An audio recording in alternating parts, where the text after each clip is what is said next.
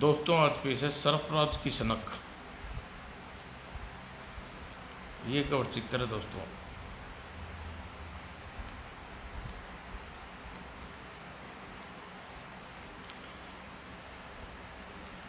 बहुत समय पहले की बात है। महान तपस्वी महर्षि नारायण कंचन नदी में स्नान कर कर सूर्य उपासना कर रहे थे। ओम सूर्य नमः। तभी पानी में एक भयानक सर्प निकलकर उनकी गर्दन पर जकड़ लेता है। इधर सर्प ने उनकी गर्दन पर काटा। आह! यह देख महर्षि नारायण घबराए। सूर्य भगवान, इस विषधर ने मेरे प्राणों की रक्षा कीजिए। उधर सूर्य भगवान का आसन डोला। लगता है पृथ्वी लोक पर मेरा कोई भगत संकट में है, मुझे उसकी रक्षा करनी चाहिए। यह सोच सूर्य भगवान पृथ्वी लोक की ओर अपनी तीव्र किरण भेजी। प्रकाश की तीव्र किरण, पृथ्वी लोक पर मेरा जो भगत है इस समय संकट में है, उसकी रक्षा करो। उधर सर्प के विष से महर्षि नारायण तत्काल अचेत हो गए। अब मुझे महर्षि नारायण को सर्पराज के पास खींच कर ले जाना चाहिए। सर्प महर्षि के बीच सिर दी नागलोक में ले आया। सर्पराज, आपका शिकार आपके सामने है। सर्प महर्षि नारायण को यहाँ लाकर तुमने बहुत अच्छा कार्य किया। अब अपने महर्षि को आराम से आहुति दे सकते हैं। सर्पराज ने बेहोश महर्षि नारायण को उठाया और फिर उसे यज्ञ की वेदी की आग में फेंकने ही वाले थे। वो यह तीव्र प्रकाश की किरण कैसी! यह तो आंखों को चौंधिया दे रही है। और तीव्र प्रकाश की किरणें बेहोश महर्षि के मस्तिष्क में प्रवेश किया। अगले ही पल महर्षि ने आंखें खोल दी और तीव्र प्रकाश की रेखा स्थिर हो गई। मैं कहाँ हूँ? अरे महर्षि तो होश में आ गए। सर्पराज घबरा कर महर्षि को हाथों से छोड़ दिया। महर्षि धड़ाम से नीचे गिरे और तीव्र प्रकाश की किरणें लहरा कर महर्षि नारायण से बोली। महर्षि नारायण, सर्पराज के कहने पर ही आपको एक सर्प ने डसा था, फिर वह सर्प आपको नागलोक खींच कर ले आया। आपने सूर्य भगवान को आपकी रक्षा से प्रार्थना की थी, अतः सूर्य भगवान ने मुझे आपकी रक्षा के लिए यहाँ भेजा है। सर्पराज, आपको यज्ञ वेदी में अग्नि में फेंकने वाले थे कि मैंने समय पर आपकी जान बचा ली। ओह सर्पराज, मुझे मारना चाहते थे? महर्षि नारायण क्रोध में आग बबूला हो उठा।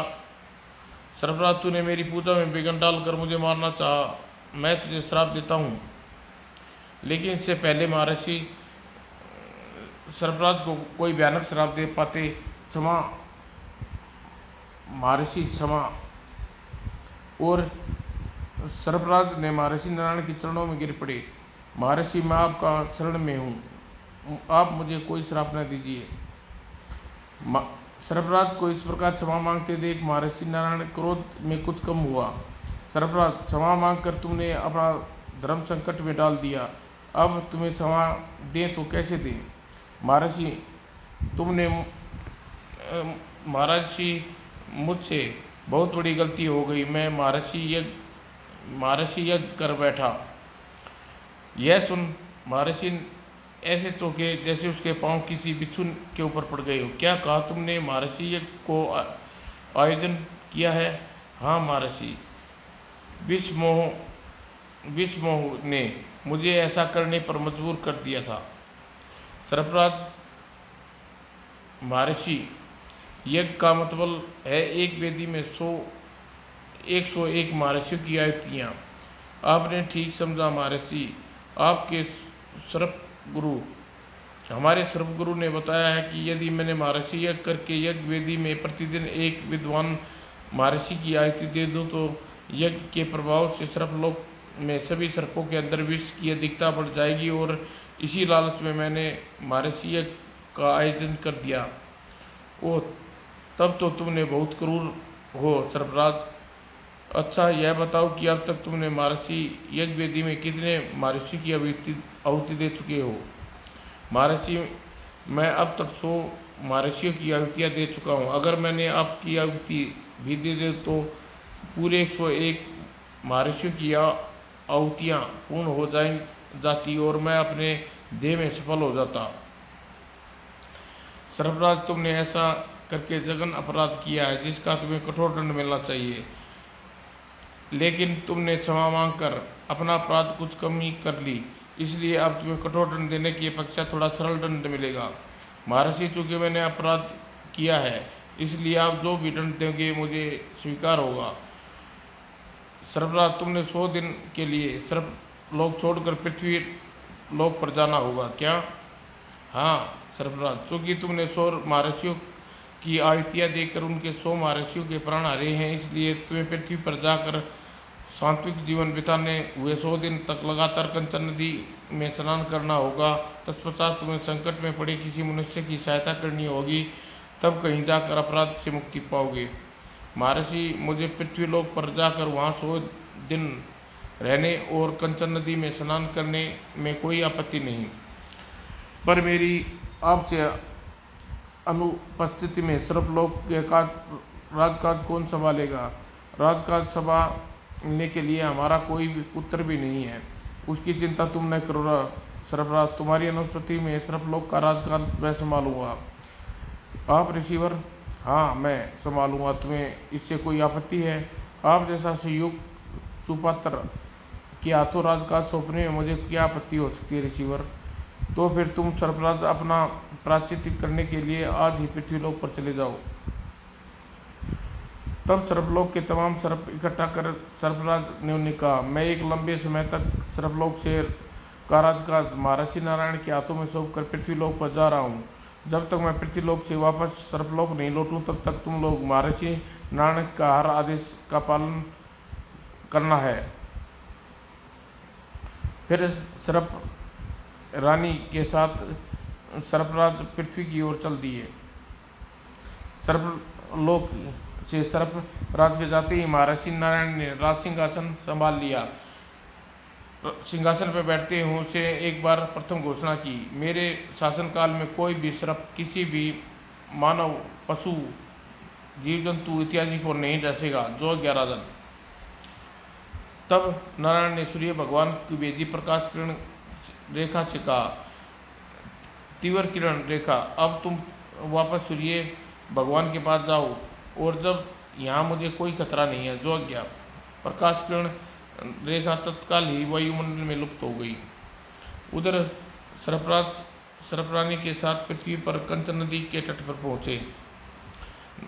नदी के तट पर पहुंचकर दोनों ने मिलकर झोपड़ी का निर्माण किया। तत्पश्चात दोनों पत्नी पत्नी सात्विक जीवन बिताते हुए झोपड़ी में रहने लगे। प्रतिदिन मुँह अंधेरे सर्पराज कंचन नदी में स्नान करता, हे पाप मोचनी कंचन नदी, मेरे पापों की क्षमा करें। इस प्रकार धीरे धीरे नारायण को सर्पलोक में राज करते हुए पूरे 100 दिन होने को आए। सर्पराज से गए पूरे 99 दिन हो गए हैं। जब सर्पराज वापस सर्पलोक लौटेंगे मुझे सर्पलोक की राजगद्दी छोड़कर वापस पृथ्वी लोक पर जाना हुआ। अतः इससे पहले सर्पराज को मैं उसका राज्य वापस सौंपूं, मुझे सर्पलोक में आसपास भ्रमण करके देखना चाहिए, सर्पलोक के आसपास कौन कौन रहता है। यह सोच वह सर्पलोक में चल पड़े। घूमते घूमते वह स्वर्ण राजमहल के बाहर पहुँचे। पृथ्वी के नीचे यह स्वर्ण राजमहल किसका है, कौन रहता है इसमें? अभी वह खड़े सोच ही रहे थे, राजमहल का द्वार खुला। महल का द्वार खुल रहा है। लगता है महल के बाहर कोई आ रहा है। कौन है आप? भद्र, डरो नहीं, हम सर्पलोक के राजा हैं। आप सर्पलोक के राजा? सर्पराज, ऐसा कैसे हो सकता है? न ही आप हमारे शत्रु इंद्रजीत के भेदिए तो बनकर नहीं आए। भद्र, तुम्हारी शंका निर्मूल है। मैं किसी का भेदिया नहीं, अपितु महर्षि नारायण हूँ। तभी तो आप कह रहे थे कि आप सर्पलोक के राजा हैं, फिर अभी आप कह रहे हैं कि आप महर्षि नारायण हैं। यह क्या रहस्य है? आपकी बातें मुझे रहस्यमय लग रही हैं। भद्र, क्या तुम्हारा परिचय जान सकता हूँ? अवश्य।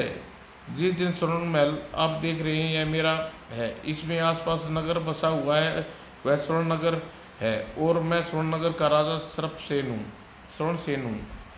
राजन, मैं तुम्हारी समस्त शंकाओं का समाधान करूँगा। क्या आप राज्य में यही रिवाज है कि अतिथि को द्वार पर से लौटा दिया जाए? क्या आप हमें अपने स्वर्ण महल में अंदर नहीं ले जाएंगे? ओह, यह बातें मैं तो भूल ही गया था, आइए मेरे साथ आइए। महल के भीतर जाकर राजा सुरणसेन ने महर्षि नारायण का खूब स्वागत संस्कार किया। महाराज सुरणसेन, हम तुम्हारे संस्कार से प्रसन्न हुए, अब तुम्हें अपने विषय में बताएंगे। महर्षि सुरणसेन ने अपने विषय में सर्पराज को प्रायश्चित के विषय में और सर्पलोक के राजा बनने के विषय में सविस्तार बताया। फिर पूछा, राजन, पृथ्वीलोक के नीचे आपका राज्य देखकर मुझे घोर आश्चर्य हो रहा है। आप पृथ्वीवासी प्रतीत हो रहे हैं। आपका राज्य पृथ्वी के नीचे पाताल में कैसे? क्या इस विषय में मुझे कुछ बताएंगे? महर्षि, यह एक दुख भरी कहानी है, मैं आपको उसे सुनना पसंद करेंगे? अवश्य राजन। तो सुनिए महर्षि, आपका अनुमान सत्य है। आज से 40 वर्ष पूर्व मैं भी पृथ्वीवासी था। मेरा नाम स्वर्णनगर राज्य मेरा पृथ्वी के ऊपर था। अच्छा, तो स्वर्णनगर पाताल में कैसे आ दशा? महर्षि, आज से 40 वर्ष पूर्व स्वर्णनगर राज्य पृथ्वी के दक्षिण में चंद्र नगर राज्य था, पर मेरा सौतेला भाई चंद्रसेन राज करता था। चंद्रसेन बहुत क्रूर, विलासी, हर समय राग रस में डूबा रहने वाला अहंकारी राजा था। हमारे पिता राजा हीरासेन चंद्रसेन की हरकत से बहुत दुखी रहते थे। वे चंद्रसेन की अपेक्षा मुझे ज़्यादा स्नेह करते थे। चंद्रनगर पर राज सौंप कर उन्होंने चंद्रसेन को मुझसे दूर कर दिया था। यही वह चाहते भी थे। एक दिन पिताजी महाराज ने हीरासेन बीमार पड़े, उसने बचाने की कोई आस न रही। तब उन्होंने मुझसे अपने पास बुलाया। बेटा स्वर्णसेन, लगता है मेरा अंतिम समय आ गया है। ऐसी सब बात न निकालिए पिताजी महाराज, भगवान पर भरोसा रखिए, आप अतिशय स्वस्थ हो जाएंगे। बेटा, मुझे तुमसे अपनी मौत सामने खड़ी दिखाई दे रही है, मुझे झूठी दिलासा न दो। पिताजी महाराज, मैं फूट कर रो पड़ा। मुझे रोता देख। बेटा सुनसेन, तुम रो नहीं, चुप हो जाओ। मैं तुम्हें इस समय एक विशेष प्रयोजन से बुलाया है। कुछ देर बाद मेरा रोना रुक गया। उन्होंने सिराने रखी तलवार उठाकर मुझे देते हुए कहा, बेटा चंद्रसेन, मुझे कोई आशा नहीं, तुम मेरी आशा के दीप हो। आज मैं तुम्हें अपनी खानदानी तलवार सौंप रहा हूँ। मेरे बाद इस खानदानी तलवार की रक्षा करना। याद रहे, खानदानी तलवार दुष्ट चंद्रसेन की छाया भी न पड़ने पाए, और मेरे मरने के बाद तुम मेरी चिंता को आग दिखाना। चंद्रसेन की छाया भी मेरी चिता से दूर रहे। जो आज्ञा पिताजी महाराज, आपके आदेश का जीवन पर्याप्त पालन करूंगा। और मैंने खानदानी तलवार को आदर सहित अपने मस्तक से लगाया। मुझे खानदानी तलवार सौंपते ही पिताजी महाराज हीरासेन की गर्दन एक तरफ लुढ़क गई। पिताजी महाराज, मैं उनके सिर पर गिरकर फूट कर रो पड़ा। महाराज हीरासेन की मृत्यु का समाचार सुनकर में आग की तरह फैल गया। महाराज चल बसे। ओ, बहुत बुरा हुआ। पूरे राजकीय आन बान शान के साथ महाराज हीरासेन की शव यात्रा निकाली। उसी शमशान घाट पर जब मैं महाराज की चिता को अग्नि दिखाने जा रहा था, रुक जाओ, आवाज़ सुनकर मैं रुक गया। पलट कर देखा, ओ चंद्रसेन यहाँ क्यों आ गया? यह आगे न आने पाए, रोकना होगा। मैंने पास खड़े सैनिक को जलती मसाल पकड़ा दी। अब चंद्रसेन के पास जाकर उसका रास्ता रोक कर खड़ा हो गया। चंद्रसेन, खबरदार चंद्रसेन, आगे न बढ़ना। तुम कौन होते हो मुझे रोकने वाले? महाराज मेरे भी पिता थे, मैं उनकी चिता को अग्नि दिखाऊंगा। नहीं, ऐसा नहीं हो सकता। स्वयं स्वर्गीय महाराज ऐसा नहीं चाहते थे। उनकी अंतिम इच्छा थी तुम्हारा साया भी उसकी चिता से दूर पर नहीं पड़ना चाहिए। यह सुनकर चंद्रसेन सकपका गया। फिर उसने घृणा से मेरी तरफ देखा और पांव पटकता हुआ वापस चला गया। उसे जाते देख मैं चैन की सांस ली। फिर मैंने महाराज की चिता को अग्नि दिखाई। उपस्थित जनसमूह रुदे गले से एक ही पुकार उठा, जब तक सूरज चांद रहेगा महाराज आपका नाम रहेगा। महाराज आपका नाम सदा अमर रहेगा। जब राजा हीराचंद की 13वीं होगी तो राजगुरु महारानी तेज कुंवर के पास पहुंचे। महारानी जी, स्वर्ण नगरी की राजगद्दी बहुत दिनों से रिक्त है, नहीं छोड़नी जा सकती। मैं चाहता हूं कल रात युवराज सुरसेन का रात तिलक कर दिया जाए। राजगुरु जैसा आप ठीक समझे वैसा कीजिए। दूसरे दिन राजगुरु ने राज दरबार में घोषणा की, उपस्थित सज्जनों, युवराज सुरसेन को स्वर्णनगरी का नया राजा घोषित किया जाता है। यह घोषणा जैसे ही राजगुरु ने मेरे सिर पर राजमुकुट पहनाना चाहा, चंद्रसेन झटके से अपने स्थान से खड़ा हो गया। यह क्या कह रहे हैं राजगुरु, यह अन्याय है। चंद्रसेन का कथन सुनकर राजगुरु ठिनक कर रुक गए। उन्होंने आश्चर्य से चंद्रसेन की ओर देखा। क्या बात है चंद्रसेन? राजगुरु, आपने मुझसे बिना सलाह किए सुरसेन को स्वर्ण नगर का राजा घोषित कर दिया। महाराज हीरासेन मेरे पिता थे, इस नाते मैं भी स्वर्ण नगरी का राजगद्दी पर दावेदार हूँ। आप जो करने जा रहे हैं वह गलत है। चंद्रसेन, हमने जो करने जा रहे हैं वह गलत नहीं है, सर्वथा उचित है। युवराज सुरसेन तुम्हारा बड़ा भाई है, इसलिए स्वर्ण नगरी का राजगद्दी पर उसका हक बनता है। और फिर तुम महाराज को अपने जीते जी चंद्रनगर का राजा बना गए हैं। राजगुरु, अगर मैं चंद्रनगर का राजा हूँ तो क्या फर्क पड़ता है? मैं स्वर्णनगर का राजा भी बनना चाहता हूँ। चंद्रसेन की बात सुनकर राजगुरु अजीब उलझन में पड़ गए। चंद्रसेन ने तो अब बड़ी विचित्र परिस्थिति पैदा कर दी। इस बात का फैसला कैसे हो, स्वर्णनगरी का राजा किसको बनाए? वह सोच में पड़ गए। सहसा उसे विचार बंधा, ऐसा ही करना ठीक रहेगा। उन्होंने उसी समय चंद्रसेन से कहा, चंद्रसेन, मैं इस बात का फैसला स्वर्णनगरी के राज्य की जनता पर छोड़ता हूँ। वह किसे स्वर्णनगरी का राजा बनाना चाहती है, तुम्हें या युवराज सुरसेन को? मुझे आपकी बात मंजूर है राजगुरु। वह सोचने लगा, मुझे डट कर इन सब लोगों के पक्ष में अपना मत प्रकट करने तनिक भी संदेह नहीं। स्वर्णनगर की राजगद्दी पर मुझे ही मिलेगी। राजगुरु ने दरबार में उपस्थित जनसमूह से पूछा, तुम लोग किसे स्वर्णनगर का राजा बनना चाहते हो? यह सुनकर दरबार में सन्नाटा छा गया। फिर आसपास विमर्श सब एक स्वर में बोले, हम युवराज सुरसेन को स्वर्णनगरी का राजा बनना देखना चाहते हैं। यह सुनकर चंद्रसेन के मानव गाज गिरी। मुझे यहाँ भी मौत मिली, अब मेरा यहाँ रुकना ठीक नहीं है। वह उसी पल दरबार से चला गया। सब ने मानो चैन की सांस ली और तब राजगुरु आगे बढ़े और मेरे सिर पर राजमुकुट रखा।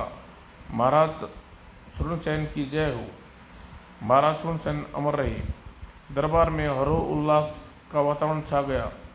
उधर चंद्रसेन दरबार से निकलकर रथ में बैठा और उसी समय चंद्रनगर की ओर चल दिया। स्वर्णनगर में आज मेरा बहुत अपमान हुआ है। मैं शपथ खाता हूँ कि जब तक स्वर्णनगर की राजगद्दी हासिल नहीं कर लूँगा तब तक चैन से नहीं बैठूंगा और न ही विवाह करूँगा।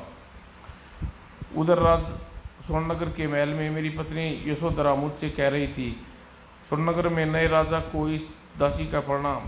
क्या कह रही हो तुम यशोधरा?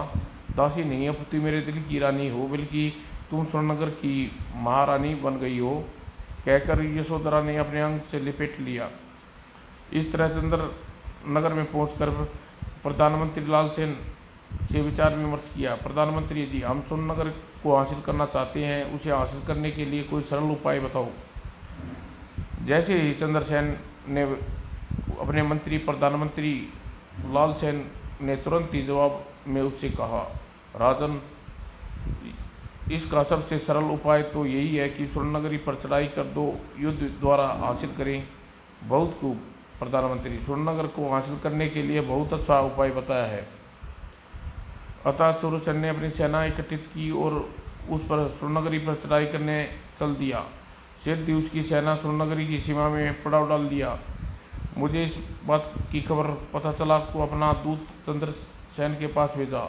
महाराज चंद्रसेन ने कहलवाया कि भाई भाई के बीच में युद्ध होना उचित नहीं है, इसलिए आप वापस चंद्रनगर लौट जाइए और कल वह खानदान की भलाई है।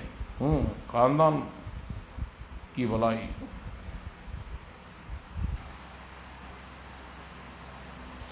कुल और खानदान ने मुझे आज तक दिया ही क्या है? सिर्फ उपेक्षा, तिरस्कार। दूत ने जाकर अपने महाराज से कह दो, युद्ध अब होकर रहेगा, अब मैं पीछे हटने वाला नहीं हूँ।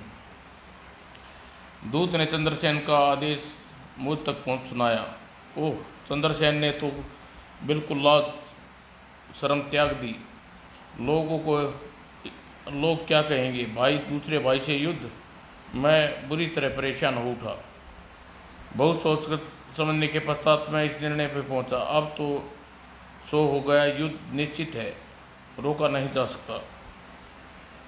मैंने तुरंत उसी रात अपनी सेना के साथ चंद्रसेन पर आक्रमण कर दिया। रात के समय चंद्रसेन उसकी सेना अमोद प्रमोद में डूबी हुई थी। अचानक आक्रमण से वे बुरी तरह बौखला गई। भागो, मारो, आह! शहरों में मची मारकाट से अचानक आक्रमण से चंद्रसेन बुरी तरह बौखला उठा। धोखा, लगता है सोनसेन ने अवसर देखकर रात को ही मेरी सेना पर आक्रमण कर दिया।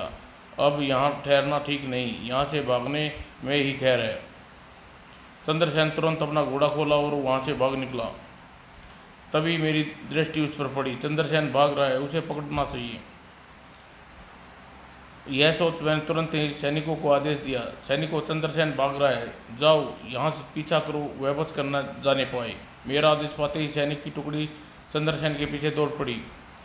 सैनिकों ने बहुत दूर तक चंद्रसेन का पीछा किया, लेकिन वह हाथ न लगा। वे निराश वापस मेरे पास वापस लौटे। महाराज, चंद्रसेन हमारी पकड़ में नहीं आए, न ही जाने कहाँ गायब हो गई। ओह, यह तो बहुत बुरा हुआ। चंद्रसेन इस तरह घायल शेर के समान है, उस घायल शेर का पलटवार अवश्य करता है। मैंने उसी समय सेनापति से कहा, सेनापति जी, मौका अच्छा है, चंद्रसेन की सेना के पांव खड़े हुए हैं। चंद्रसेन मुँह छिपाकर भाग गया। हमें तुरंत ही चंद्रनगर पर दावा बोलकर चंद्रनगर को कब्जा कर लेना चाहिए। आपका कहना ठीक है महाराज। मेरी सेना चंद्रनगर पहुंचकर उस पर हमला बोल दिया। सेनापति जी, ध्यान रहे, व्यर्थ में रक्तपात न होने पाए। जो आज्ञा महाराज। चंद्रनगर की प्रजा चंद्रसेन के व्यवहार से दुखी थी। जब मेरी सेना ने चंद्रनगर पर राजमहल पर अपना कब्जा किया तो वहाँ की प्रजा खुशी से झूम उठी। चलो जुल्मी चंद्रसेन से छुटकारा मिला। सुना है महाराज स्वर्णसेन बहुत ही न्यायप्रिय और तेजस्वी प्रजापालक राजा हैं। सुना तो मैंने भी ऐसा ही है। इधर चंद्रसेन छिन जाने वन में भागता फिर रहा था। इतनी ठोकरें लग जाने पर भी उसे अकल न आई। इस बार तो स्वर्णसेन मेरी सब कुछ ही छीन लिया। मुझे इस बात का बदला लेकर रहूँगा। मैं काली माँ की आराधना करके उससे प्रसन्न करूँगा और मनचाहा वरदान मांगूंगा। चंद्रसेन उसी समय काली माँ की आराधना में लग गया। जय काली माँ। चंद्रसेन बिना कुछ खाए पिए 6 माह तक काली माँ की आराधना करता रहा। इस बीच वह सूख कर काटा हो गया। जय काली माँ, मुझे दर्शन दो, काली माँ मेरी पुकार सुन। अतः उसकी भक्ति से प्रसन्न होकर काली माँ ने उसे दर्शन दिए। चंद्रसेन, मैं तेरी भक्ति से प्रसन्न हूँ, मांग क्या मांगना चाहता है? माँ, मैं स्वर्णनगर व चंद्रनगर का राज चाहता हूँ। इसके साथ ही स्वर्णसेन की मौत भी मांगना चाहता हूँ। चंद्रसेन, तू बड़ा विचित्र वरदान मांगा है। आज से मेरे भगत तुझसे अन्न, धन, रोजी, रियाज, दूध व पूत मांगते आए हैं। तूने अपने भाई की मौत और उसका राज्य मांग रहा है। हाँ माँ, मुझे यही चाहिए। तो सुन चंद्रसेन, तेरी भक्ति से प्रसन्न अवश्य हो गई हूँ, पर इसका मतलब यह नहीं कि मैं तुझे इस प्रकार का घातक वर दूंगी, कदापि नहीं। स्वर्णनगर स्वर्णसेन का है, वह हमेशा उसी का रहेगा। हाँ, तुम्हें स्वर्णसेन के तुम्हारा राज्य वापस दिलवा सकती हूँ। माँ, तो क्या आप मेरी इच्छा पूर्ण नहीं करेंगी? नहीं चंद्रसेन, मैं तुझे कभी कुमार्ग पर रास्ते पर नहीं चलूँगी। ओह, मेरी पूरा अर्चना व्यर्थ गई। नहीं चंद्रसेन, यह कैसे हो सकता है? जब काली माँ ने उसे गले में नरमुंडों की माला उतारी, चंद्रसेन को देते हुए कहा, चंद्रसेन, इस माला को 7 बार वायुमंडल में घुमाकर तू मनचाही चीज को स्मरण करके यह माला उसकी ओर फेंक देना। उसी चीज से मैं पाताल में धंस जाएगी। चंद्रसेन मुझे मन से काली माँ से नरमुंडे की माला ले ली। फिर वह काली माँ से कहा, चंद्रसेन इस प्रकार निराश न हो। जा सुन सेन के पास जा, वह तुझे तेरे प्रेम से मिलेगा और तेरा राज्य तुझे लौटा देगा। ठीक है काली माँ, जैसा आपका आदेश। जब काली माँ ने स्नेहपूर्वक चंद्रसेन पर सिर पर हाथ रखा, अगले ही पल चंद्रसेन पूर्णतः स्वस्थ हो गया। फिर काली माँ ने उसे आशीर्वाद देते हुए कहा, जा चंद्रसेन, तेरा भला हो। प्रणाम काली माँ। चंद्रसेन आशीर्वाद देते ही काली माँ अंतर ध्यान हो गई और चंद्रसेन वहाँ से स्वर्णनगर की ओर चल पड़ा। जब वह स्वर्णनगर की सीमा के पास पहुँचा, चंद्रसेन, तू स्वर्णनगर का क्या करने जा रहा है? क्या स्वर्णनगर के पास जाकर तू उस भिखारी की तरह अपना राज्य वापस मांगेगा? मन में यह विचार आते ही वह ठिन कर रुक गया। नहीं, मैं चंद्रसेन के पास याचक बनकर नहीं जाऊंगा। उसने मेरा अधिकार छीना है, उसे बार बार मेरा अपमान किया है, मैं उससे अपना अपमान का बदला लूंगा। अगले ही पल चंद्रसेन ने नरमुंड की माला हाथ में ली और वायुमंडल में 7 बार घुमाया। वो तत्पश्चात नरमुंड की माला, मैं चाहता हूँ स्वर्णनगर राज्य इसी समय पाताल में धंस जाए। यह कह चंद्रसेन ने नरमुंड की माला हवा में उछाल दी और नरमुंड की माला तेजी से स्वर्णनगर की ओर उड़ चली। हाँ, अब मेरा प्रतिशोध पूरा होगा। कुछ ही पलों में सारा संपूर्ण स्वर्णनगर राज्य पाताल में धंस जाएगा। हाँ। और उधर स्वर्णनगर राज्य में नरमुंड की माला के पहुँचते ही, अरे यह क्या, हमारे भवन जमीन में धंस रहे हैं। लगता है प्रलय आ गई, बचाओ। नगर जमीन में धंसता देख विचलित हो उठा। अरे यह क्या अनहोनी है, अब क्या होगा? क्या हमारी प्रजा जमीन में धंस कर मर जाएगी? मैंने उसी समय कुलदेवी का स्मरण किया। कुलदेवी रक्षा कर, कुलदेवी रक्षा कर। अगले ही पल कुलदेवी प्रकट हुई। कुलदेवी, यह क्या नर्थ हो रहा है? क्या तुम्हारे रहते यहाँ स्वर्णनगर का नामो निशान मिट जाएगा? स्वर्णनगर, यह सब चंद्रसेन का किया धरा है। काली माँ की दी हुई नरमुंड की माला द्वारा चंद्रसेन ने स्वर्णनगर पर कहर ढाया है। अब स्वर्णनगर को पाताल में ले जाने से कोई नहीं बचा सकता। पर हाँ, इतना वचन देती हूँ कि पाताल में पहुँचने पर भी तुम्हारा नगर और प्रजा राज्य का कुछ नहीं बिगड़ेगा। पाताल लोक में पहुंचकर तुम सब जीवित रहोगे और तुम्हारी रक्षा मैं करूंगी। इतना कहकर कुलदेवी अदृश्य हो गई। और नारायण को इतनी बात बताने के पश्चात स्वर्णसेन ने आगे बताया, महर्षि, चंद्रसेन की मूर्खता के कारण सारा नगर स्वर्णनगर पाताल में धंस गया। यह 40 वर्ष पूर्व पहले की बात है। पाताल लोक में भी रहकर अपनी परिवार और प्रजा की देखभाल कर रहा हूँ। ओह, यह इस नगर पाताल लोक में होने का कारण राम कहानी। महर्षि नारायण सोच में पड़ गए। उन्होंने अपनी आंखें मूंद ली। कुछ देर बाद उसने आंखें खोली। राजन, तुम्हारा भाई चंद्रसेन इस समय चंद्रनगर का राजा बना हुआ है। उस पर 40 वर्ष के अंदर उन्होंने लोगों पर बहुत उच्च अत्याचार ढाए हैं। मैंने अभी भी ध्यान लगाकर चंद्रसेन का हाल मालूम किया है। ओह, चंद्रसेन अभी भी नहीं बदला। महर्षि चंद्रसेन के विषय में जानकर स्वर्णसेन बुरी तरह परेशान हो उठा। महर्षि, क्या हमारा सारा जीवन पाताल नगर में बीत जाएगा? क्या हम पुनः पृथ्वी पर नहीं जा पाएंगे? क्या चंद्रनगर के निवासी अत्याचारी चंद्रसेन से कभी छुटकारा नहीं मिलेगा? राजन, निराश न हो। चंद्रसेन के पापों का घड़ा पूरी तरह भर चुका है।